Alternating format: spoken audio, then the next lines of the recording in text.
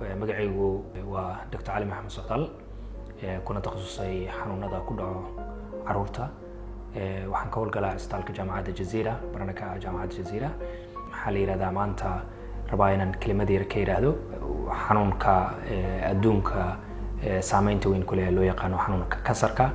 waxana uu dunida sanad kasta